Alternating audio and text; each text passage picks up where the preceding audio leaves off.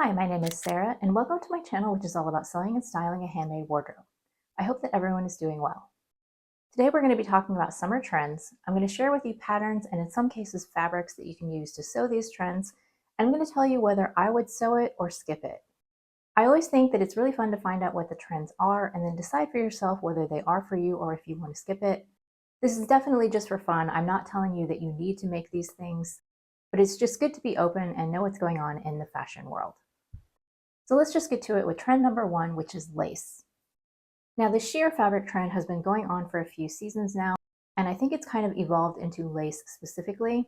We're seeing a lot of lace skirts and dresses, and the most extreme runway form of the trend is just to wear whatever the lace piece is with nothing underneath it.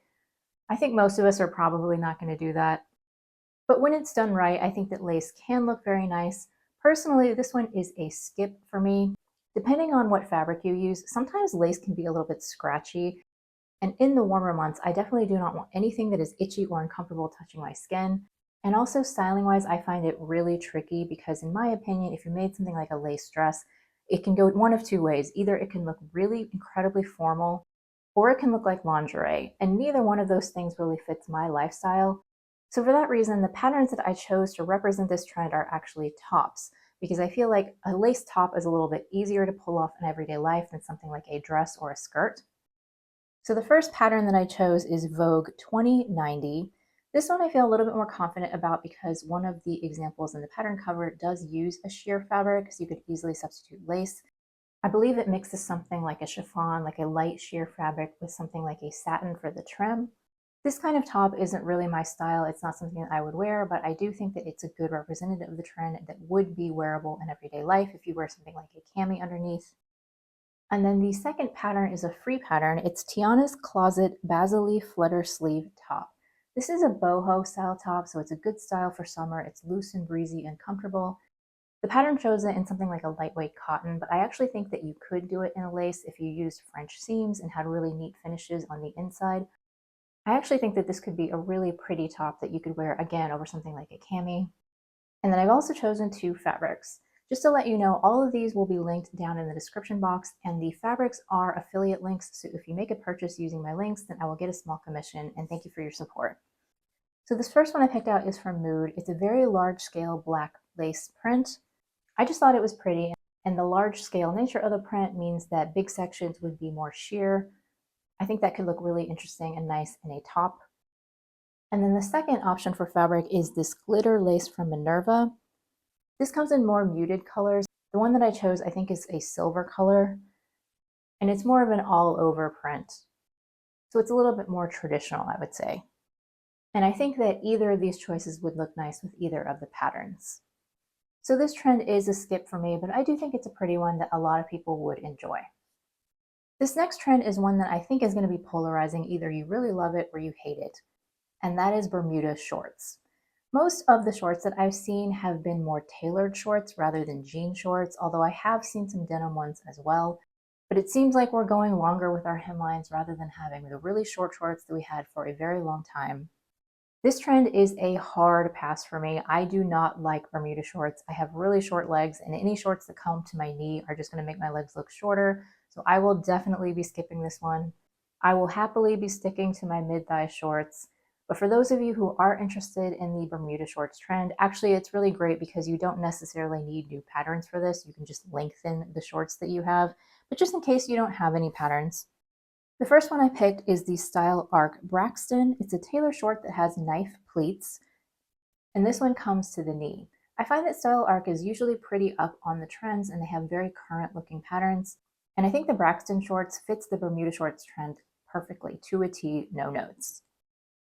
The second pattern that I picked was Butterick 6998. This one comes with shorts or pants. It has a mid-rise, a partial elastic waist, so it's going to be a little bit more comfortable, and it has cargo pockets on the sides. It's a little bit of a slimmer fit than the Braxton. I think it could look cute in a lightweight denim, and these shorts don't come quite to the knee, but you could easily lengthen them if you wanted them to be the full Bermuda shorts. So I will absolutely be skipping this trend, but for those of you who like it, I'm happy for you. There should be lots of options out there for you to try. This next trend kind of surprised me a little bit. It's skirts over pants. Now they tried to sell us this one back in the spring, and apparently it's continuing into the summer.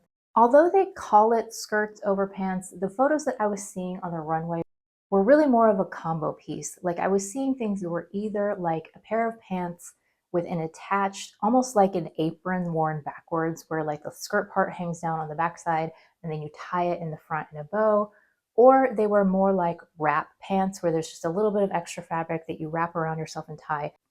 They were not actually putting a skirt on over pants like they did in the early 2000s. So I thought this was going to be really hard to find patterns, but I actually saw quite a few. The first one is the ready to sew Fen pants. These are a pair of wrap pants that were very similar to the runway photos that I saw. And the nice thing about these wrap style pants is I do think that they are more wearable, especially for summer, rather than putting a skirt over a pair of pants. Like I would just imagine that that would be unbearably hot and thick. The second pattern that I found is the Itsoma Luna pant. I think this is a fairly new release. It's another wrap pant that has wider ties. And this one was interesting to me because it had a couple of different leg shapes. You could either do a wide leg or you could do a cropped leg with a cuff, kind of more of like a harem pant style. And then the final pattern was Simplicity 9111. This one is the faux wrap skirt, short, or pants, and the wrap is more on the side.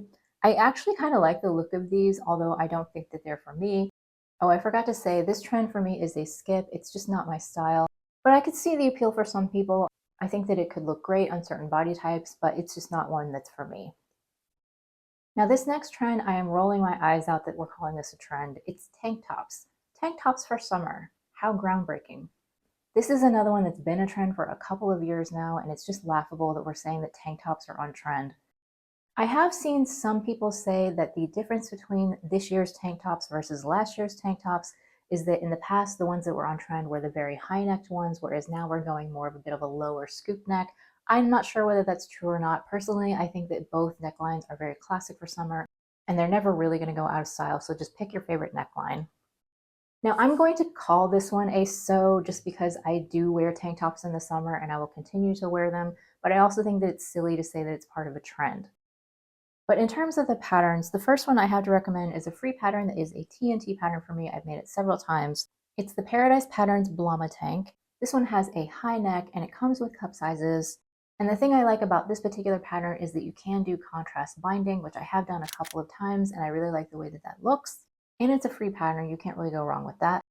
And then the second one is Know Me 2090. This one is a tank top that has a shelf bra.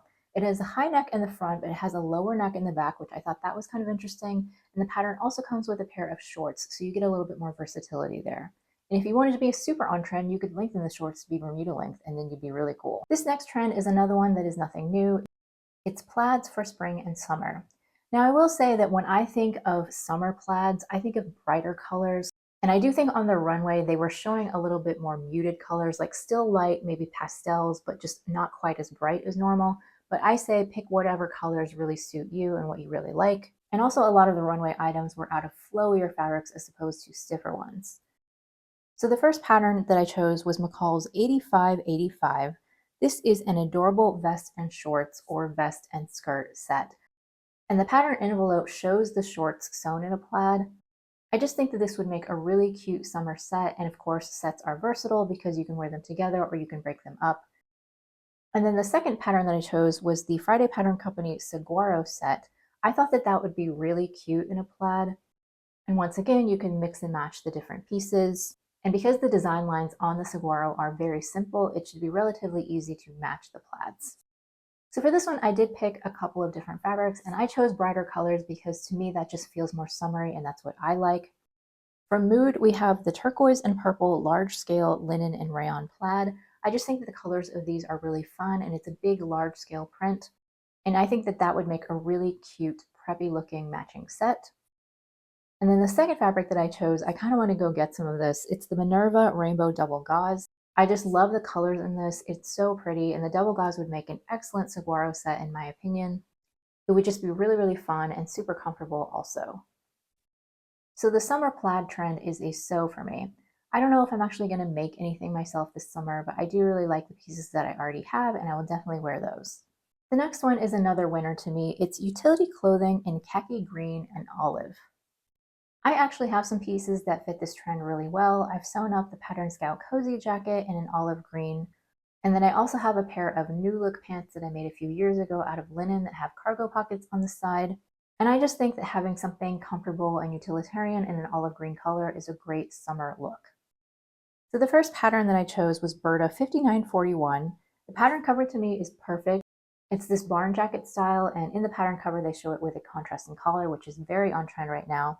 Maybe for the summertime, I would encourage you making it in a slightly lighter fabric rather than something really heavy like a canvas. Although if you did make it in more of a canvas fabric and you don't live in a super hot place, then you can get more wear out of it for longer parts of the year. And then the second pattern is the Waffle Patterns Anzu Cargo Skirt. This one was just recommended to me in my fabric haul video from last week. Now I gotta say, personally, this is not my taste. Like, I don't think I would really like this particular skirt, but I do think that it's a very interesting style and it would be fun to sew. And it is definitely a great example of the utility trend. I did choose a couple of fabrics. From Mood, we have their organic cotton twill. It's a mid-weight, very classic, and it's great for utility type garments, either jackets or pants or skirts. And then if for some reason you don't like the twill weave, there's the Minerva washed cotton canvas in an army green. This one's sturdy and a good weight for something like a lightweight jacket. So like I said, I have a couple of pieces in my wardrobe already that fit this trend, so I'm definitely going to continue to wear those. I don't have any firm plans to make anything new this year, but I'm sure that it is something that will stay on my radar for the future. This next trend is one that we have definitely talked about before in spring. It's embellishments. So things like feathers, sequins, and fringe. They were on trend in the spring and they're continuing on into the summer. This one is a definite skip for me. I just don't like working with tricky fabrics. I have no desire to have sequins exploded all over my craft room. The one part of this trend that I could maybe see myself getting behind is something like embroidery. So like embroidery on glaze, or maybe even actually doing some embroidery. I do like the look of that. Although if I'm going to be honest, like, I'm way too lazy to do my own embroidery. Like, that would take me forever. So I'm just going to safely skip this trend, but I do think that it will appeal to a lot of people. So for this one, I did pick a couple of different fabrics. For Mood, I chose this sequin mesh fabric. I picked this one because it's a little bit less over the top than like an all over sequin. Of course, you could pick whatever fabric that you want. And patterns that would go with this sequin fabric, I chose Vogue 1886. This is a caftan. And I think it could look really cool for an evening look, or if you're going on a cruise. You could wear something like a slip dress underneath, or maybe even something like a bodysuit. Or to make it a little bit more casual, wear like a tank top and leggings underneath. It is very much not my style, but I do think that it could look really cool in a sequin fabric. And then the second pattern for this sequin is the Style Arc Monroe top. This one is a bias cut cami in woven fabric. And I think that it could look interesting in this sequin mesh. Again, not my style, but I think it could look nice for a dressier look, for like going out to dinner or something like that. The second fabric that I picked was from Minerva, and it's an eyelet fabric. So a little bit more of the embroidery trend. I think it's a little bit more wearable than some of the other ones.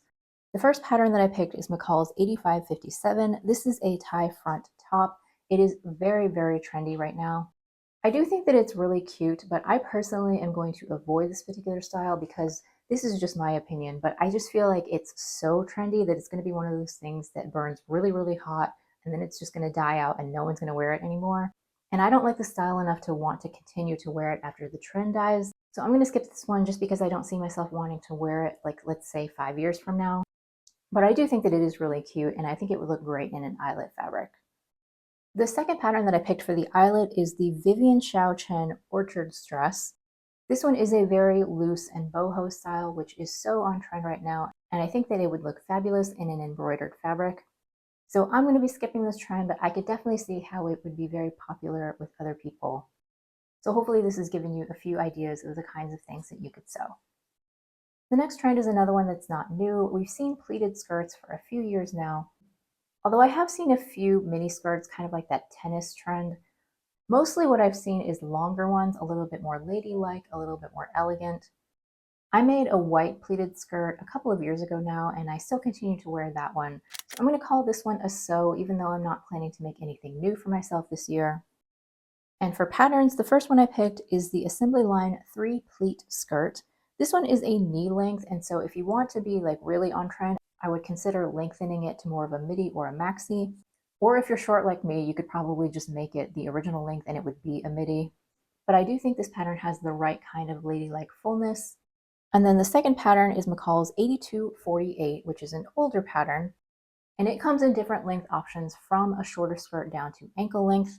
And I like this particular skirt because it has a side zip and you can make it out of more of a flowy fabric as opposed to something a little bit more stiff if that's more your style.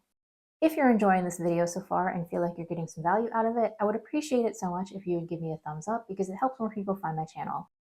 Now next up is animal print. This is one that has been going on for a while now. To me, it is a classic. It never really goes out of style. I do have a number of animal print pieces in my wardrobe already, so I don't plan on adding any more, but I will wear the ones that I have. I would wear them regardless of whether animal print was on trend or not. Now I am actually saying that this trend is a skip, but I do have a qualifier here. It is another one that I think is a very, very hot trend, and so I don't think that's going to stick around for very long. And there are definitely certain pieces that seem to be more trendy than others. For example, like the tie front top in a leopard print is very hot right now, as well as leopard print pants. Now I did buy a pair of leopard print pants back over Black Friday and I ended up returning them because I just feel like they're going to go out of style really quickly. And I didn't want to buy something that I don't see myself wanting to wear for all that long. So for me, I'm going to say skip the super, super trendy pieces, but animal print is a classic. And so if you love it, I say wear whatever you want. Now for fabrics from Mood, I did choose a zebra linen that I think is really pretty and very summery. I thought that it would make a great shirt dress. So the first pattern that I chose was the Megan Nielsen Matilda dress. This one has really interesting design lines. And I was a little bit worried that it would be too busy in the zebra print, but one of the pattern photos shows a gingham version, which is also pretty busy. So I think that it could work if you like that kind of look. And then the second shirt dress is Butterick 6762. This one has a little bit simpler lines with fewer pattern pieces, so you wouldn't be breaking up the print quite as much. This one has a camp style collar, which I think works really well with the zebra print, very safari. And I think that either the straight skirt or the A-line skirt could look good in this particular print. I actually own this pattern and I want to make it, but I haven't gotten around to it yet. The Minerva fabric that I chose is a leopard organic cotton twill. And for these, I picked a barrel leg trouser because it is super, super on trend right now. The first pattern is Simplicity 3069. You can make pants or shirts, and it has a dart in the knee, that classic barrel shape. And then the second pattern is the Helen's Closet falconer pants, which I have made. You can make them barrel leg or wide leg, so there's a little bit of versatility there. And this pattern is very easy to sew. I also like that the falconer barrel leg is a little bit more subtle, so in my opinion, it's more wearable than the really exaggerated kind. And if you made it in an animal print, it would be very, very trendy. So our next trend is exaggerated proportions. This one is an automatic skip for me. I actually just made a dress with pleated sleeves and I ended up hating it so much that I changed it immediately. I will be talking about that in a future video. But back to the trend, it includes things like sculptural pleated sleeves or strong shoulders, and things like bubble hems on tops or on skirts. I do think that it is a very high fashion, cool look. It's just not one that I personally can pull off. So I'm going to be avoiding that one like the plague. But if this is your style and you're looking for patterns, the first one I picked is McCall's 8580. This one is a long sleeve shirt that has princess seams and barrel sleeves. And I do think that it looks really cool. It's just not something that I personally can pull off. And if you want to be even more high fashion than that, then you can go for the Pattern Fantastique August jacket. This one is way too cool for me, but it is very unique and different. And I think it would be a conversation starter if you had a jacket like that, especially if you combined it with the embellishment trend and made it out of something really opulent like a brocade. So I'm really interested to hear from you guys if this is a trend that you would ever participate in. I suspect that it's not for most of us, but I think that for the people who do like it, they really, really like this kind of style. And I do think that it's really cool. It's just I'm not cool enough to wear something like that. Now this last trend is probably the one that I hate the most. I mean, I really don't like Bermuda shorts, but I think I hate these even more. And that is culottes and capri pants. Yes, my friends, culottes and capris are back. I think it's probably easy to guess why I don't like them. They are awful for short legs. They cut you off at the widest part of your calf. On me, they just look really, really bad. I will say that the slim fit capri pants look even worse on me than the fuller culottes, but either one does not look great, so I will definitely be skipping this one. But I also think that it's one that other people might really enjoy. It's just not my style. So for the patterns, I chose one that's more slim fit and one that's more loose. For the slim fit capri, I picked the Charm Patterns Jane Set. This pattern also comes with a bustier, and I think you can do all kinds of different mix and match things. You can make separates, you can make a play suit, you can make a jumpsuit. So it's a really nice versatile pattern, and I think that it would look beautiful on someone with curves, and maybe also someone who has long legs. And then the second pattern that I picked is Vogue 2115. This one is a wide pleated culotte or a knee-length short. So if you want to bang out your Bermuda shorts and your culottes all in one go, you could get this pattern. This one is definitely way more of a wider silhouette. And I know that there are tons and tons of different culottes and capri patterns out there. So just pick your favorite if that is your style. So what do you think of the summer trends? Will you be sewing or skipping any of these? There was really nothing that jumped out at me of like, oh, I really need to put this on my sewing list. For me, it's mostly just pulling some pieces from my closet that I've already made and maybe wearing them a little bit more this season. I did have a lot of fun looking up these trends and just seeing all the different styles. Thank you so much for watching this video, and I will see you in the next one.